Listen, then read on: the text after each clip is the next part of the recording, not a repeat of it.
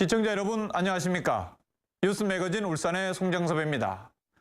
오늘 송정섭의 파워토크에서는 김옥훈 울산현대 축구단 감독과 함께 올 시즌을 평가하고 내년 시즌 우승 전략을 들어봅니다. 뉴스 따라잡기에서는 1,000억 원대 피해가 발생한 석유화학공단의 정전사고 원인과 재발 방지 대책을 짚어봅니다. 또 연말 연시를 맞아 기승을 부리고 있는 음주운전 실태도 점검해봅니다.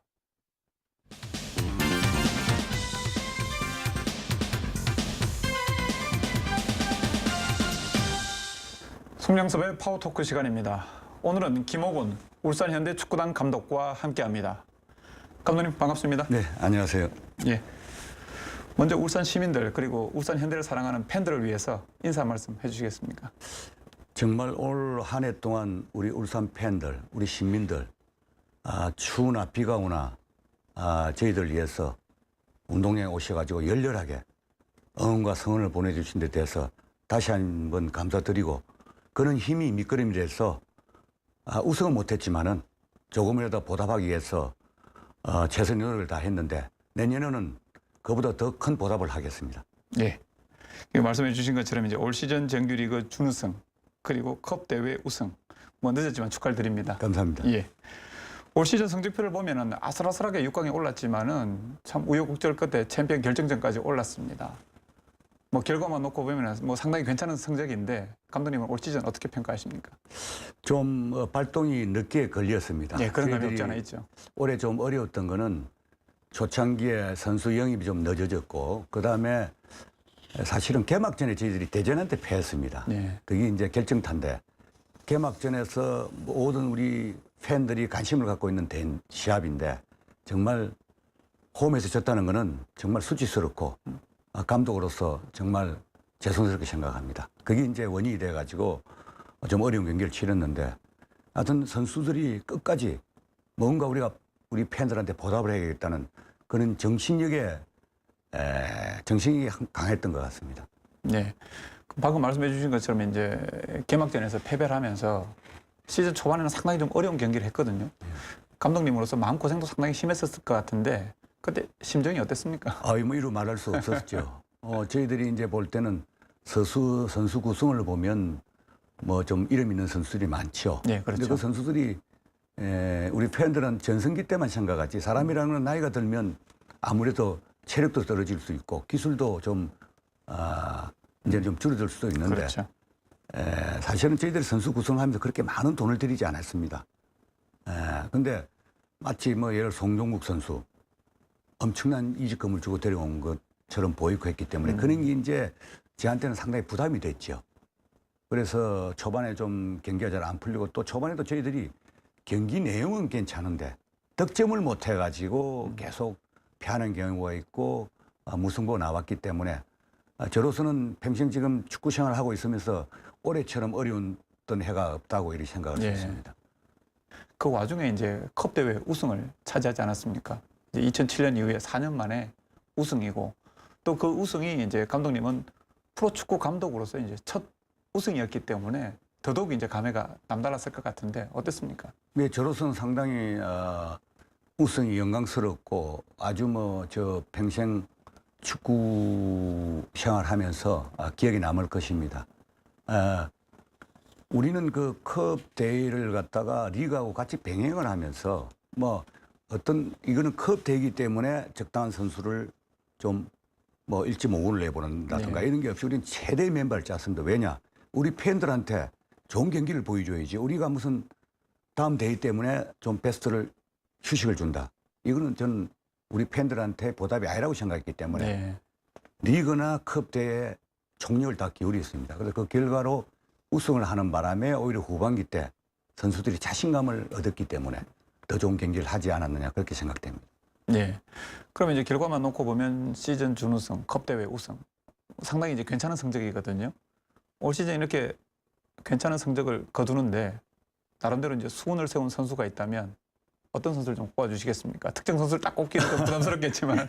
언론에서 그런 질문을 많이 받았습니다. 특히 그때 저희들은 전 선수들이 이 축구는 단체 운동이기 때문에 전체적인 선수가 11명이 조직적으로 안 움직이면 아무리 세계적인 선수 마라도나가 하나도 혼자 갖고는 우승을 못합니다. 그래서 저는 전 선수들이 우리는 열심히 잘해줬고 또 뭔가 그 끈끈한 조직, 뭔가 우리가 이루어야 되겠다는 그래서 전체 선수가 다 잘했다고 생각합니다. 특히 뭐 꼭 꼽으시라고 그러면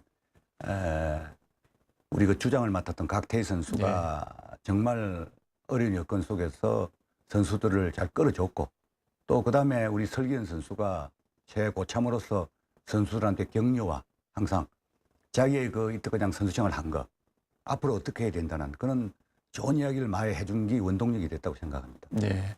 그럼 올 시즌 치르시면서 가장 힘들었던 점은 어떤 점이 있을까요? 뭐 용병 같은 경우도 제가 볼 때는 크게 이렇게 덕을 좀 못 보신 것 같은데 어떤 점들을 좀 꼽으시겠습니까? 뭐 말씀대로 제가 지금 3년째 울산을 맡고 있는데 사실 용병에 대한 덕을 좀 못 봤습니다. 뭐 재불찰이고 선수 뽑기가 상당히 어렵습니다. 그래서 나름대로 그 문제에 대해서 올해 상당히 지금 고민을 많이 하고 있고요. 뭐 다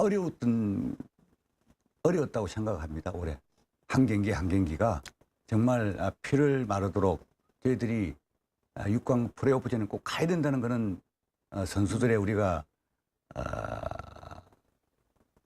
뭔가를 보답해야 되기 때문에 그 뭉친 힘이 상당히 강하다는 걸 또 새롭게 느꼈습니다. 네.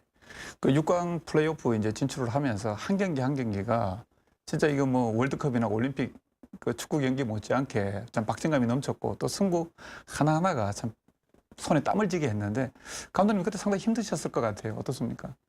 제가 리그가 끝나자마자 딱 한 가지 선수단에 부탁을 했습니다. 자, 우리가 예선을 치르면서 잘한 점도 있고 못한 점이 있는데 이분 우리가 이제 플레이오프전보다는 딱 한 가지를 고쳐야 되는데 뭐냐면 좀 더 빠른 축구, 좀 더 빠른 템포의 경기 운영을 하지 않으면 우리가 성산이 없다. 네. 이거는 여러분들이 올해 훈련부터 이걸 위해서 집중해달라. 그래서 저희들이 축구계에서나 팬들이 우리 울산 축구가 달라졌다는 이유가 그때보다 한 템포가 빨라졌습니다. 네. 그게 우리가 선수들이 정말 뭔가를 이루어야 되겠다는 그런 각오로서 따라줬기 때문에 이런 결과가 왔다고 생각합니다. 네. 그래서 실제로 뭐 6강 플레이오프부터 쭉 보면은 확실히 좀 빨라지고 정규리그가 뭔가 좀 달라진 것 같은 느낌을 저도 좀 받았는데 아마 팬들도 받았을 겁니다. 이렇게 이제 좋은 성적을 올해 거뒀는데 뭐 경기장 찾는 우리 관중 수를 보면 이제 10,000명 겨우 넘는 수준. 그래서 울산 시민들이 축구에 대해서 관심이 좀 너무 없지 않느냐. 뭐 이런 좀 불만 섞인 말씀을 많이 하신 걸로 제가 듣고 있는데 네. 예. 어떻습니까? 다른 지역하고 비교할 때 울산 시민들의 축구에 대한 관심 많이 좀 떨어지는 편인가요? 어떻습니까? 지금 보면 저희들은 조금 증가하는 편인데 옛날에 그 공술운동장에서 할 때는 뭐 관중들이 많지 않았습니까? 네. 저도 뭐 이 울산 현대 호랑이 축구단이 창단할 때 제가 창단 코치로 왔습니다. 네. 그러니까 뭐 저는 상당히 더 감회가 깊지요.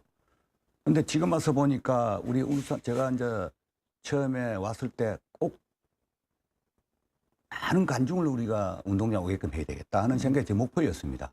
왜냐하면 서울이라든가 수원 보면 사실은 뭐 부러울 정도거든요. 네. 그래서 충분히 울산은 공업도시고 산업도시고 축구에 대한 열정이 있을 거로 봤는데 많이 식었더라고 제가 왔을 때요. 그래서 지금 보면 우리 울산 인구가 한 110만이 되지 않습니까? 네. 그러면 프로팀을 가진 구단이 110만 넘는 구단이 그리 많지는 않거든요. 거기에 비해서 인구에 비례해 가지고는 조금 감신도가 낮지 않느냐. 그렇게 생각하고 사실 좀 아쉬운 점이 많았죠. 관중이 많이 안 찾아오는 것에 대해서.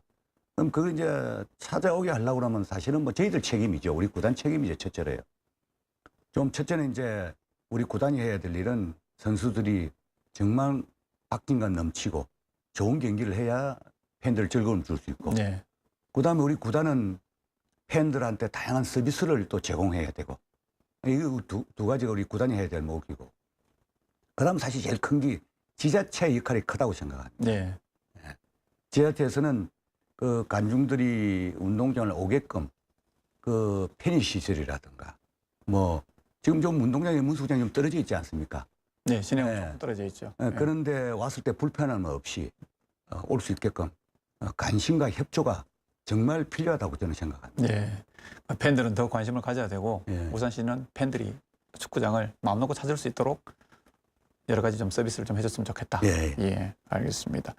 뭐 어쨌든 간에 이제 올 시즌은 뭐 아쉬움도 크지만 또 나름대로 이제 성적을 거두고 이제 마감이 됐습니다. 이제 내년 시즌을 준비하셔야 될 텐데 내년 시즌 지금 앞으로 어떻게 준비하실 계획이십니까? 머리 아픕니다. 지금. 저는 사실은 저희들이 이제 서울을 이기고 수원을 이기고 포항을 이기고 난 뒤는 이제는 마지막 한 결승전이기 때문에 네. 저는 그때부터 고민을 했습니다. 야, 올해 우리가 선수들이 이렇게 보여줬는데 우리 팬들이 정말 성원도 많이 해줬는데 내년에 과연 우리가 잘해야 되는데 이게 어떻게 할 거냐. 어차피 ACL 대회도 나가기 때문에 선수를 보강해야 되는데 예. 선수 자원이 그리 많지는 않거든요. 예. 그래서 올해보다는 더 나은 경기를 해야 되는데 정말 잠을 못 잤습니다. 그래서 지금까지도 계속 시합이 끝나자마자부터 지금 선수 수급에 대해서 이리저리 뛰고 좀 쫓아다닙니다. 그래서 네. 지금 뭐 두릿이 된 건 없고 하여튼 아직 시간적인 여유가 조금 있기 때문에 많지는 않지만은 우리가 저 취약 포지션 특히 그 보면 뭐 잘 아시다시피 올해 우리가 리그 플레이오프전 빼고 리그에서만 봐도 33골 득점에 29실점이거든요. 예. 그럼 득점이 부족하거든요. 맞습니다. 그래서 공격력에다가 좀 더 초점을 맞춰야 되겠다. 좀 더 스피디한 경기를 하기 위해서는 공격력이 막강해야 된다. 하기 때문에 그게 초점을 맞추고 여러 가지 지금 머리를 짜내고 있습니다. 안 그래도 이제 뭐 선수 스카우트 문제 이런 부분들 때문에 계속 이제 서울에 계신 걸로 알고 있는데 혹시 지금 뭐 현재 뛰고 있는 선수 중에 이제 뭐 꼭 잡아야 될 선수 아니면 뭐 특별히 이렇게 마음에 두고 있는 선수들 혹시 있으신가요? 지금 프로축구가 내년부터 이제 방식이 달라지기 때문에 예. 각 구단들이 이제 선수를 내놓질 않습니다. 또 저희들이 지금 보강한다는 거는 베스트 11에 들어올 수 있는 선수를 보강해야지 우리 베스트 11 선수보다도 못한 선수가 들어오면 보강이 아니거든요. 그렇죠. 그러니까 그런 선수들은 국내에서 각 구단들이 이직을 잘 안 시키고 있고 또 해외에서 뛰는 선수라든가 이런 선수 올 수 있는 가능성 있는 선수는 너무 몸값이 올랐기 때문에 상당히 지금 걱정을 하고 있습니다. 예. 방금 이제 내년에 이제 방식이 바뀐다고 말씀을 해주셨는데 어떤 식으로 바뀌기 때문에 선수 수급에 문제가 있는 겁니까? 이제 올해는 지금 우리나라 업다운이 없지 않습니까? 예, 예. 내년에는 이제 스프릿 방식이라고 그래가지고 16개 팀이 홈앤드 어웨이로 경기를 하고 그다음 그 성적 갖고 8개 팀씩 나눕니다. 예. 그럼 8개 팀 상위 8개 팀은 또 홈앤드 어웨이를 하고 그다음 하위 8개 팀은 또 홈앤드 어웨이를 해가지고 거기에서 이제 몇 팀이 이제 올라와 가지고 또 리그를 하는 거로 그렇게 알고 있습니다. 그렇기 때문에 8위 팀 이하로 떨어지는 팀은 좀 상당히 불만도 가질 수가 있고 팬들한테라든가 좀 소외감을 가질 수가 있죠. 그러니까 뭐 영국이나 뭐 스페인이나 이런 데 하듯이 1부 리그, 2부 리그 뭐 승강자듯이 그렇죠. 그런 거에 비슷하게. 이제 시작이라고 봐야 되겠죠. 예. 그러면 더더욱 이제 뭐 성적이나 신경을 써야 되고 우수 선수를 잡기 위해서 각 구단별로 이제 경쟁이 치열하겠네요. 예, 그렇기 때문에 올해 몸값이 많이 올라왔습니다. 선수 몸값이. 감독님으로서는 고민이 많으시겠습니다. 머리 너무 아픕니다. 이제 방금 말씀하신 것처럼 이제 올 시즌 이제 수비는 괜찮았는데 공격력이 많이 약했다라고 말씀을 해주셔서 또 공격 쪽에다 이제 보강을 좀 하겠다 했는데 뭐 구체적으로 좀 어떻게 공격수들을 좀 보강하실지. 저희들이 지금 용병은 루시아하고 에스테벤을 보유하고 있고요. 그래서 용병이 한 구단에 3명을 가질 수 있기 때문에 네. 지금 공격 용병을 하나 지금 찾고 있습니다. 네. 그다음에 이제 국내 선수 중에서도 공격 라인에서 우리가 좀 영입할 수 있는 선수가 있는가 찾아보고 있습니다. 알겠습니다. 그리고 이제 이번에 준우승을 차지하면서 내년에 이제 아시아 챔피언스 리그에 이제 자동 출전권을 획득하지 않으셨습니까? 뭐 우승도 한번 노려 보셔야 될 것 같은데 어떤 전략 지금 구상하고 계십니까? 저는 사실 한번 ACL을 출전하려고 그러면 국내에서 리그에서 성적이 나야 되기 때문에 그렇죠. 성적이 안 나면 ACL 자격을 따지 못하는 거 아닙니까? 그래서 정말 이제는 우리 국내의 성적보다도 물론 성적이 낮기 때문에 ACL 자격을 땄을 때는 ACL에 한번 도전해보고 싶은 게 저 욕심입니다. 예. 그래서 저도 아까 말씀하신 것처럼 2009년도에 제가 왔을 때 12월 말에 제가 왔었거든요. 그때 울산 현대 호랑이 축구팀은 ACL 대회 자격을 가지고 있었는데 거기에 대한 대비가 전혀 없었습니다. 네. 그래서 상당히 제가 저도 이제 처음 접해보는 거고 상당히 어려웠습니다. 그러다 보니까 두 마리 토끼를 다 잡으려고 뭐 잡지는 못하더라도 잡으려고 했는데 이것도 아니고 저도 아무것도 두 대가 다 망칠 수가 있거든요. 그래서 예. 저도 그때 그 조금 느낀 게 있기 때문에 거기에 대한 대비를 철저히 잘 해야만 내년 시즌을 잘 꾸려갈 수 있지. 그렇기 때문에 선수 숫자의 확보라든가 좀 또 좋은 선수를 좀 더 확보해야 되지 않느냐. 하여튼 내년 ACL에 한번 총력을 기울여 보겠습니다. 알겠습니다. 이제 뭐 감독님 개인에 대한 질문 한두 가지 좀 드리겠습니다. 그 감독님 이제 동래고 2학년 때 네. 이제 본격적으로 이제 네. 축구를 시작하셔서 벌써 이제 축구 인생만 45년이 네. 되셨는데 예.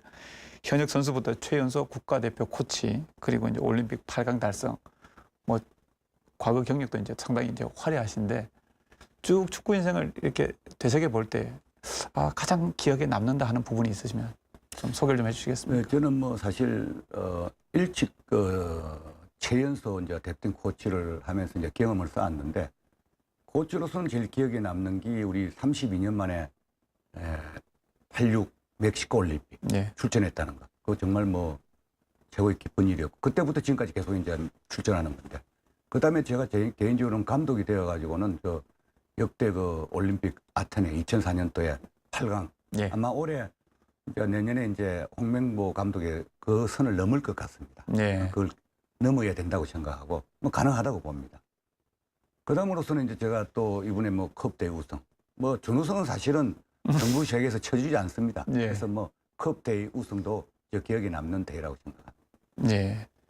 지금 이제 감독님이 프로축구 현역 최고령 감독이신데 나름대로 이제 부담감도 있고 책임감도 상당히 크실 것 같습니다.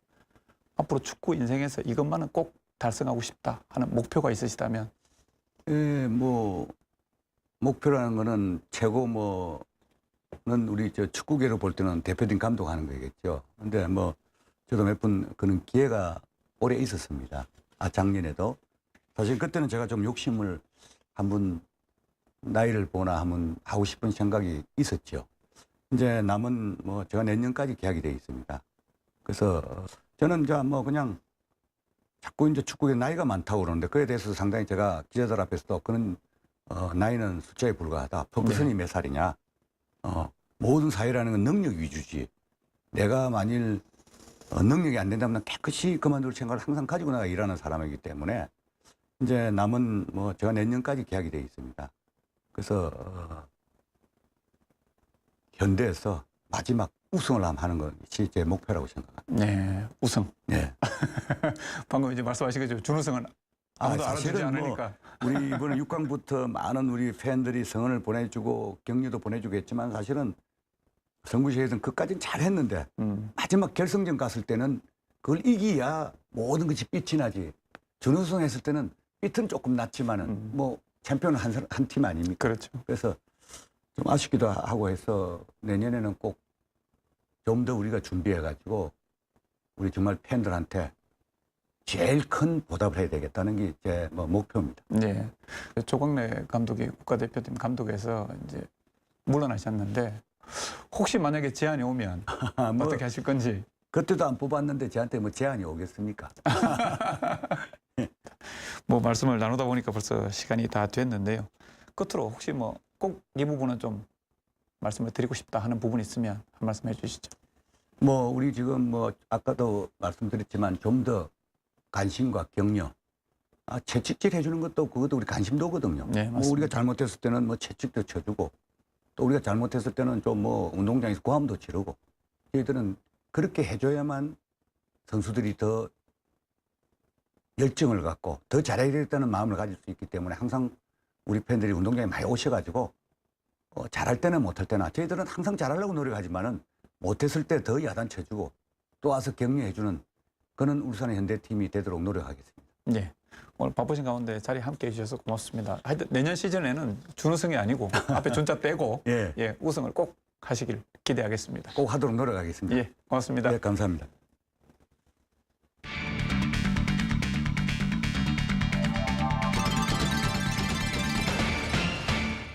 취재기자와 함께 한 주간의 뉴스를 정리하는 뉴스 따라잡기 시간입니다. 오늘도 이정환 기자와 함께합니다. 이정환 기자. 오늘 어떤 뉴스 준비해 오셨습니까?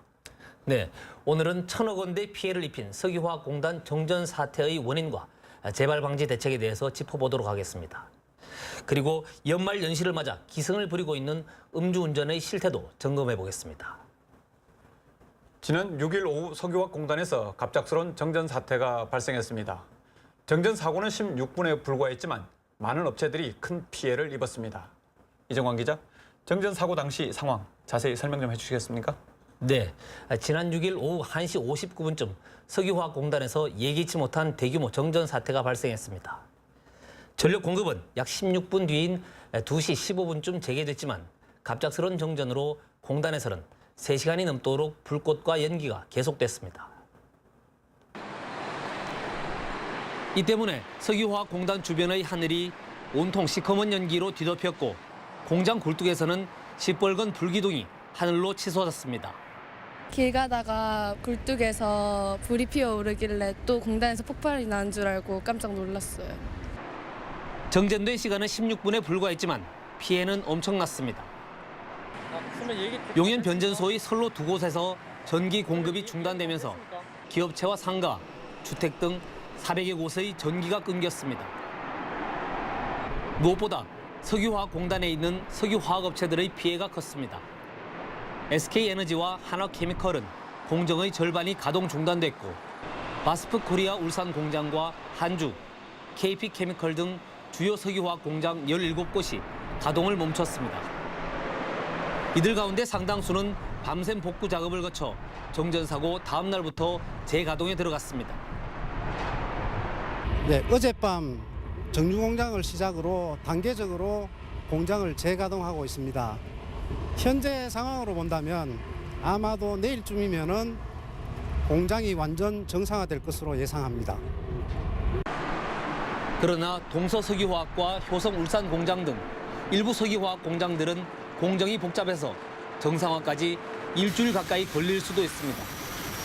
화학 제품을 생산하는 공장들은 한번 정전이 되면 배관 속에 있는 제품이나 원료들을 모두 걷어내야 하기 때문입니다.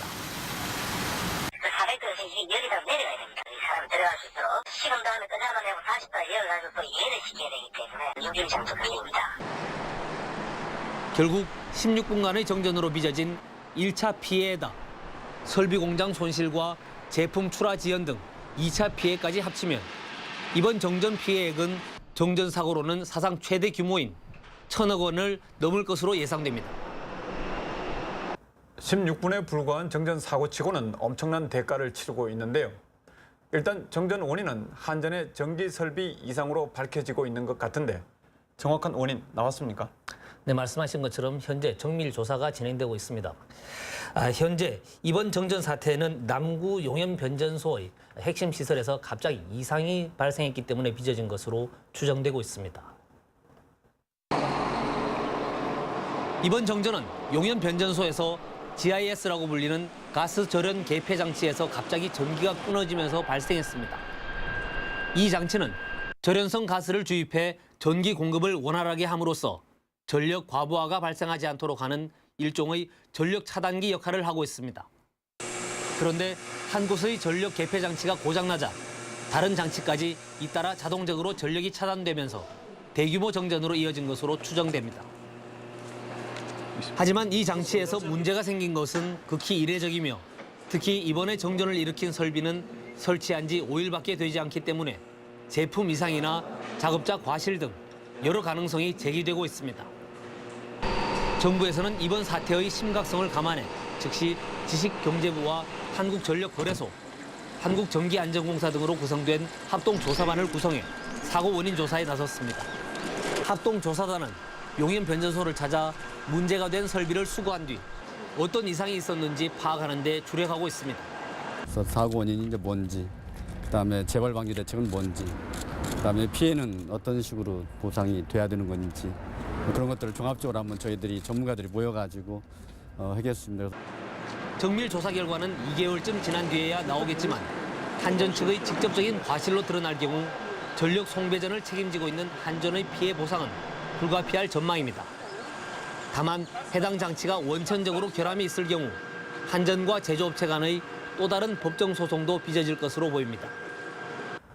하지만 700억 원의 피해가 발생한 지난 7월 여수 산업단지의 정전 사고에 대해 한전은 아직까지 보상을 하지 않고 있는데요. 이 때문에 이번 울산 석유화학공단의 정전 사고도 피해 보상을 받기가 쉽지 않을 거란 전망이 지배적인데 어떻습니까? 네, 그렇습니다. 현재 한전의 보상 규정에는 정전이 됐을 때 정전 기간 전기 요금의 3배 이내로 제한되어 있을 뿐이기 때문에 지금까지는 별도의 피해 보상을 해준 사례가 없습니다. 따라서 이번에 석유화학공단 공장장 협의회가 별도의 보상을 요구하기로 했지만 직접적인 한전의 과실이 드러난다 하더라도 어느 수준에서 피해 보상이 이루어질지는 아직까지 불투명한 상황입니다. 비단 이번뿐만 아니라 울산 지역에서는 해마다 크고 작은 공단 정전 사고가 되풀이되고 있습니다. 이번 정전 사태를 계기로 근본적인 대책 마련이 뒤따라야 할 것 같은데요. 네, 그렇습니다. 모두들 잘 알고 있는 것처럼 울산은 우리나라 중화공업 주력 기업들이 밀집된 산업 수도입니다. 산업시설에서 안정적인 전력 공급은 가장 필수적인 기반 시설이라고 해도 과언이 아닙니다. 이번처럼 갑작스러운 정전이 발생할 경우 석유화학 공장에서는 곧바로 액체 원료들이 굳어져 재가동까지 며칠간의 생산 차질이 계속됩니다. 그 사이 원료 공급도 중단되기 때문에 관련 업종의 연쇄 피해도 불가피합니다. 이에 따라 정유업체나 화학업체들은 전기 공급이 정지되면 타격이 작은 공정부터 차례로 가동을 중단하는 이른바 셧다운 매뉴얼을 갖추고 있습니다. 그러나 이번처럼 예상치 못한 급작스러운 정전에는 속수무책입니다. 대부분의 공장은 갑작스러운 사고에 대비해 자체 발전기를 갖추고 있지만 필요 전력의 15%밖에 충당하지 못하기 때문입니다. 결국 이번 사고는 석유화학공단의 수많은 기업들이 변전소 한 곳에만 전력 공급을 의존하다가 빚어진 후진국형 사고라고 할 수 있습니다. 울산시도 이 같은 점을 감안해 지난 8일 한전과 산업단지공단, 공장장협의회 등 유관기관 단체 등이 참석한 가운데 공단 내 전력 공급 개선 대책 회의를 갖고 재발 방지 대책을 모색했습니다. 특히 한전 측에 변전소와 전력 회선 증설 등 서둘러 시스템 안정화에 나설 것을 촉구했습니다. 금년 초에 정부와 한전과 협의해서 이 변전소 1개소와 전력 개선을 증설하는 내용의 전력 정전 대책을 수립해서 현재 준비 중에 있습니다만은 그 시기를 좀 더 앞당길 수 있도록 요청하겠습니다. 지난 2007년 현대자동차 3공장과 현대중공업 정전 등 지난 4, 5년 동안 주요 대기업마다 한 번씩 정전 사태를 겪었습니다. 정전 원인 대부분이 노후된 송전선로 등 설비 탓이었습니다. 소잃고 외양간 고치는 식의 때늦은 대책이나 사고 때만 반짝하는 땜질식 대책으로는 더 이상 석유화공단의 안정적인 전력 공급을 유지할 수 없습니다. 더 늦기 전에 정부와 울산시 그리고 기업들까지 위기의식을 갖고 근본적인 대책 마련에 함께 나서야 할 것입니다. 내년이면 울산은 공업센터 지정 50주년을 맞게 됩니다. 그동안 울산이 우리나라의 경제 기적을 일궈낸 것처럼 앞으로도 우리나라의 경제를 이끌어가기 위해서는 하루빨리 울산공단에 안정적으로 전기를 공급할 수 있는 시설을 확충해야 할 것입니다. 이번에는 연말 연시를 맞아 음주운전의 실태와 심각성을 짚어보도록 하겠습니다. 이정환 기자, 음주 단속 현장을 직접 다녀왔는데 단속 상황 어떻던가요? 네, 지난 화요일 밤에 실시된 경찰의 음주 단속 현장에 제가 직접 나가서 실태를 확인하고 왔는데요. 단속이 실시된 1시간 동안 생각보다 훨씬 많은 음주 운전자들이 경찰에 적발됐습니다. 지난 6일 저녁 10시부터 11시까지 실시된 음주 단속 현장입니다. 유흥업소가 밀집한 북구 명촌동 일대에서 경찰이 음주 단속을 벌였습니다. 음주 단속을 하기에는 다소 이른 시간이지만 연말연시 음주운전 분위기를 사전에 차단하고 음주 교통사고를 근절하기 위해 경찰이 적극적으로 나선 것입니다. 연말을 맞이해서 각종 모임 및 회식이 많아지고 있습니다.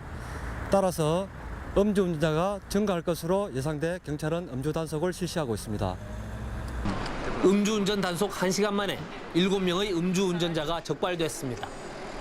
이 가운데 5명은 훈방 조치됐고 2명은 면허정지 100일 처분을 받았습니다. 손으로 가능하고 서거리 나가는 노는데 우리가 조금만 살게로 생각했지. 이보다 앞선 지난 1일 새벽에는 음주운전 차량이 승용차 2대를 잇따라 들이받아 5명이 중경상을 입기도 했는데요. 사고를 낸 53살 이모 씨 역시 연말을 맞아 친목 모임에서 술을 마시고 운전한 것으로 드러났습니다. 소주는 한 2잔이나 내가 먹었습니다. 머리도 피곤하고 막 허리하고 해가지고 택시 안 오고 내가 택시 타버렸지. 현재 도로교통법에서는 혈중 알코올 농도 0.05% 이상 0.99% 미만은 면허 100일 정지, 0.1% 이상은 면허 취소 처분이 내려지고 있습니다. 음주운전은 이 같은 처벌보다도 운전자 본인의 안전은 물론 타인의 생명까지 위협할 수 있기 때문에 더욱 위험하다고 할 수 있습니다. 음주운전의 위험성은 아무리 강조해도 지나치지 않은데요. 경찰이 주기적으로 대대적인 단속에 나서고 있지만 올 들어 음주교통사고가 지난해보다 크게 늘어난 것으로 나타났습니다. 결국 경찰이 단속 사전 예고제를 지난달 14일 폐지했죠? 네, 그렇습니다. 경찰이 사전 예고제를 폐지하고 음주운전 단속에 나선 지난 6일 하루 동안만 해도 무려 28명의 음주운전자가 면허 정지 또는 면허 취소 처분을 받았습니다. 이 사실만 하더라도 음주 상태에서 운전대를 잡는 사람들이 여전히 많다는 것을 짐작할 수 있습니다.